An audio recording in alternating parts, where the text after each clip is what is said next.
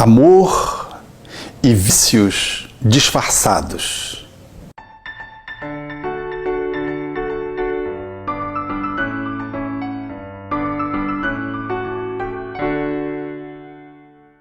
Na atualidade, vivemos uma pandemia no que tange às drogas.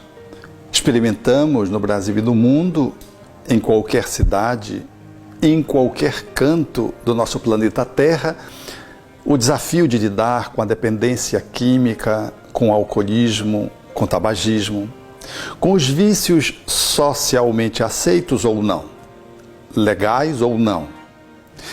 Os vícios, numa certa medida, trazem reclamos da alma.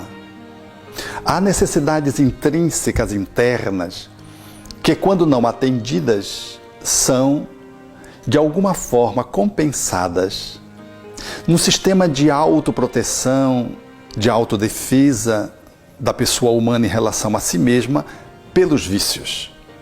É como se quisesse fazer um remendo sobre um tecido velho na fala evangélica.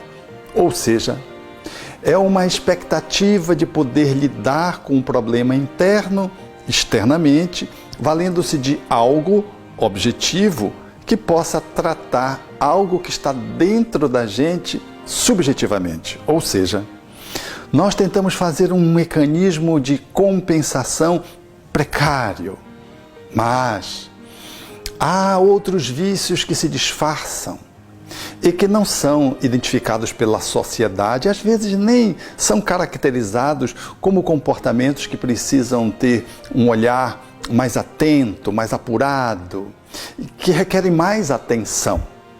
Há vários tipos de vícios que passam desapercebidos no cotidiano das nossas vidas. O vício cognitivo são aqueles que vivem dentro da sua cabeça. Para lidar com a amorosidade, com o sentimento que está fragmentado, usam a cabeça. Experimentam viver apenas do pescoço para cima. Desenvolvem uma intelectualidade brilhante. São prisioneiros dos raciocínios, da cognição, dos livros e resolvem tudo através de um pensamento expresso pela lógica e fazem disso uma tentativa de compensar um sentimento que não fazem contato. Pensam, mas não sentem. Pensam mais para não sentirem ou para sentirem menos. São esses que, exageradamente nesse funcionamento, que vai para além de um jeito de ser, mas sim para um estilo de compensação viciosa, manifesta-se através das obsessões, dos comportamentos obsessivos, que refletem de que a emoção está travada e a racionalidade não deu conta de poder compensar a emoção que não compareceu de forma normal. Há vícios outros que igualmente passam suavemente silenciosos, que são os emocionais. Pessoas viciadas na tristeza, são tristes, experimentam um estilo de ser triste. Não vive a tristeza de um momento em face de ocorrências que são normais na vida. Vivem a melancolia permanentemente de uma forma a tangenciar a depressão. É um estilo de ser para poder não fazer contato com outros conteúdos internos que estão sinalizando, que precisam ser vistos, e a tristeza como que faz um tapete para encobrir essa demanda interna do ser. Às vezes a raiva. São pessoas que são viciados na raiva. São pessoas rabugentas, agressivas, distímicas. Pessoas que fazem da irritação o jeito, o estilo de ser. E com isso, não fazem contato com seu íntimo. Afastam os outros de si mesmo em função dessa atitude beligerante, contínua, e com isso não tocam na sua sensibilidade interna. O seu para-choque é a raiva para que ninguém se lhe aproxime. Há aqueles que são viciados no medo, pessoas extremamente medrosas, que ao invés de fazer contato com os conflitos internos, manifestam em função do medo o aprisionamento em que se encontram. Têm medo de tudo. Têm medo de tudo e de quase nada. Pouca coisa lhes impede de fazer a movimentação. São almas que necessitam estar olhando para essa dependência do medo. O medo é o escudo através do qual elas se protegem. E há aqueles que têm medos que são efetivamente congelantes e que fazem com que eles fiquem dentro de casa, sitiados dentro de si mesmos, porque têm medo da sociedade. Mas há também os vícios da alegria. São pessoas que marcam na face uma pseudo-alegria. Riem de tudo. Riem até quando você diz que a mãe dele morreu. É sinistro, é bizarro, é paradoxal, é incongruente. A alegria, quanto à tristeza, ela se manifesta naturalmente neste ou naquele momento. Mas quando uma pessoa ri de tudo e de todos, é porque ela guarda uma desconexão de si mesma. Porque ela está aborrecida, ela ri daquilo que foi trágico. Ela está triste, ela ri daquilo que lhe deixou triste. Então, é um movimento de viciação numa pseudo-alegria. Ela não vive a alegria, ela vive uma capa de alegria, atrás da qual ela se refugia para não lidar com os seus conteúdos internos. Mas há outros vícios que, a exemplo dos vícios emocionais e dos vícios cognitivos, eles passam absolutamente silenciosos e que quase não são percebidos. São os vícios de atividades e de coisas, que às vezes até socialmente são aceitos. Vejamos no próximo bloco.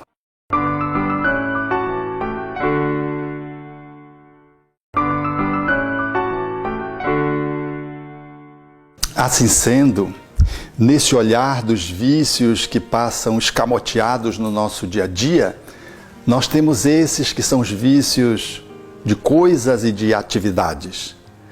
Para compensar demandas internas não atendidas, nós saímos para atividades que escondem a nossa tragédia interna ou o nosso ferimento interior. E assim fazemos como quem procura um analgésico ou um anestésico, que não são mais os álcools, que não são mais o uso de drogas ilícitas. É, por exemplo, a compulsão a compras. Quando compramos demasiadamente e essas compras elas se exacerbam e aumentam, quanto mais o conflito se acirra dentro de nós mesmos, ela traduz uma viciação. Você compra não o que necessita, você compra o que sobra, você compra sem uma justificativa porque comprou. Você não consome, você vive a consumolatria, você vive a doença do consumo. A consumolatria é a experiência daquele que faz o consumo de algo de que não vai ao encontro da sua necessidade real. Mas também se disfarça dentro dos vícios de atividade, e hoje, muito frequentemente, aqueles que, para não lidarem consigo mesmos, se prendem no computador e ficam horas a fio dentro de casa, viram o dia e sacrificam atividades, às vezes, rotineiras de trabalho ou de estudo, mesmo de lazer, na convivência com os amigos, para ficarem nos jogos virtuais. São os prisioneiros dos games, que jogam a dinheiro ou não, ou que simplesmente são os prisioneiros das redes sociais, que não usam a rede para se comunicar, usam a rede para se esconder. São viciados no campo da internet, são viciados nos jogos, mas também em outros tipos de jogos. Saem para os bingos e não conseguem viver um dia sem frequentar uma casa de jogos, clandestina ou legitimamente posta no seu país, na sua cidade, e são prisioneiros e às vezes sacrificam a família, economicamente sacrificam o patrimônio, às vezes vão à miséria, dependente de jogos. Mas há também outros vícios de atividades, de comportamentos, que não são muito visíveis, são os vícios sexuais.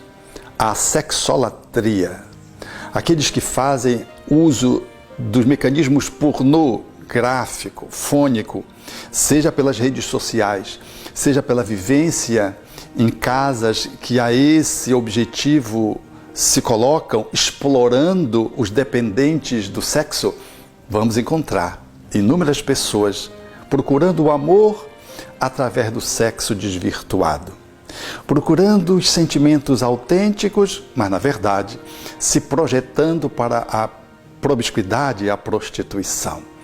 E o fazem de forma clandestina, porque sabem, num certo nível, de que estão fugindo de si mesmos. É como se só uma parte de si fosse ao encontro das experiências sensoriais. Tentam externamente compensar o que lhes falta interiormente.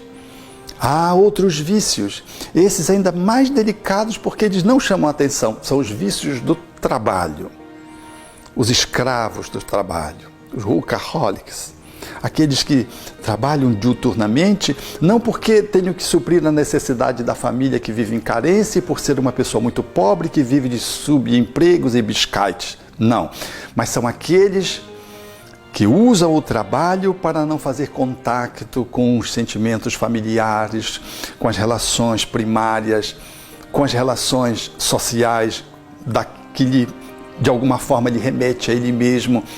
São aqueles que colocam toda a sua energia de vida na atividade profissional e sacrificam a educação dos filhos, não acompanham os filhos, se distanciam do esposo, da esposa, porque efetivamente essa convivência familiar, ela toca os sentimentos, as emoções, ela chama para um contato com a amorosidade e se substitui pelo trabalho profissional e também pelo dinheiro a tentativa de acobertar necessidades intrínsecas e genuínas através de movimentações socialmente aceitas, às vezes elogiadas, às vezes que lhes garante prestígio, status, glamour.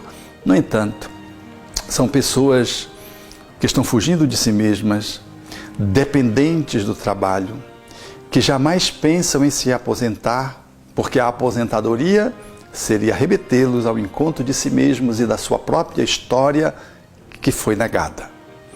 Não foi sem razão que Jesus sugeriu que o reino dos céus estava dentro daquele com que ele fazia a interlocução, que era um homem que fugia de si mesmo. Eram os fariseus, uma facção que vivia de aparência. E não foi sem razão que o Espiritismo propõe com Santo Agostinho que pudéssemos nos conhecer a nós mesmos. Na questão 919 e 919A de O Livro dos Espíritos, tratando com profundidade e ferindo essa questão fundamentalmente importante de que o amor é o conteúdo fundamental para a prevenção e o tratamento dos nossos vícios. Sejam eles aqueles que nos colocam nos grupos de autoajuda, vícios conhecidos, sejam os vícios disfarçados. Amar é a solução.